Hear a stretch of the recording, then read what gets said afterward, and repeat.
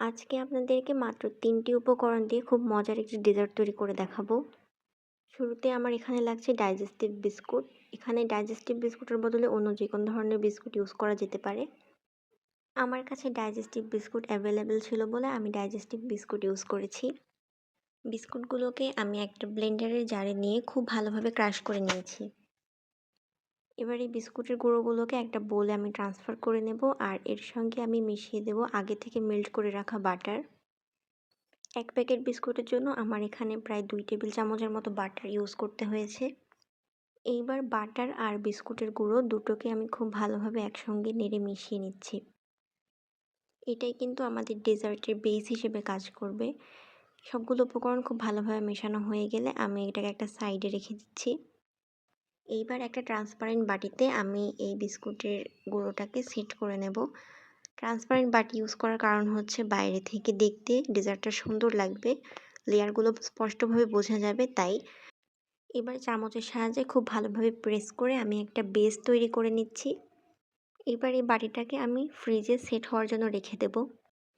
এবার আরেকটা বড় বোল নিয়ে আমি তার মধ্যে নিয়ে নিচ্ছি হুইপিং ক্রিম। আমি এখানে ট্রপিক্যালের হুইপিং ক্রিম ইউজ করছি।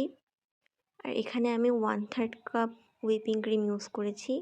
ক্রিমটাকে ইউজ করার আগেই আমি এটাকে ফ্রিজে রেখে খুব ভালোভাবে ঠান্ডা করে নিয়েছিলাম, আর যে বাটিটা আমি ইউজ করছি সেটাকেও আমি ফ্রিজে রেখে বেশ কিছুক্ষণ ঠান্ডা করে নিয়েছি। এই পর্যায়ে একটা ইলেকট্রিক বিটার দিয়ে আমি ক্রিমটাকে খুব ভালোভাবে হুইপ করে নেব। এই ক্রিমে এক্সট্রা কোনো আইসিং সুগার বা ভ্যানিলা এসেন্স ইউজ করার কোনো প্রয়োজন নেই। ক্রিমটাতে অলরেডি সুইট ইউজ করা আছে। তারপরও আমি একটু ভ্যানিলা এসেন্স দিয়ে দিলাম, আর এবার সব কিছুকে খুব ভালোভাবে আবারও বিট করে নিচ্ছি। ১ মিনিটের জন্য এটাকে বিট করব, আর ২০ সেকেন্ড করে আমার বিটারকে রেস্ট দেব। এইভাবে করে আমি সম্পূর্ণ ক্রিমটাকে খুব ভালোভাবে বিট করে নিয়েছি। ক্রিমের থিকনেসটা যখন ঠিক এইরকম পর্যায়ে চলে আসবে তখন আমি বিট করা বন্ধ করে দেব। এই পর্যায়ে এসে আপনি দেখবেন যে ক্রিমটা খুব ভালোভাবে সেট হয়ে গেছে, আর যখন আপনি বাটিটাকে ধরে এভাবে নাড়াবেন তখন কিন্তু ক্রিমটা পড়ে যাবে না। ধরে উল্টো করলেও কিন্তু ক্রিমটা পড়ে যাবে না। যখন এই ধরনের একটা কনসিস্টেন্সি চলে আসবে তখন বুঝবেন যে ক্রিমটা পারফেক্টলি বিট করা হয়ে গেছে। আমি একটা স্প্যাচুলার সাহায্যে ক্রিমটাকে লেভেল করে নিয়েছি। এইবার এই ক্রিমটাকে নিয়ে আমরা আগে থেকে যে বাটিটা সেট করে রেখেছিলাম তার উপরে লেয়ার ক্রিয়েট করব। আমি স্প্যাচুলার সাহায্যে ক্রিমটাকে বাটিতে স্প্রেড করে খুব ভালোভাবে উপরটাকে স্মুথ আউট করে নিচ্ছি।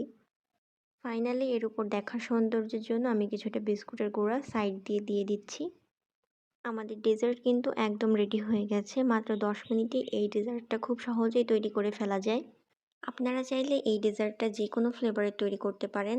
এই ক্রিমের সঙ্গে যদি চকলেট, ম্যাঙ্গো কিংবা স্ট্রবেরি অ্যাড করা যায় তাহলে কিন্তু এই ডেজার্টের ফ্লেভারটা চেঞ্জ হয়ে যাবে।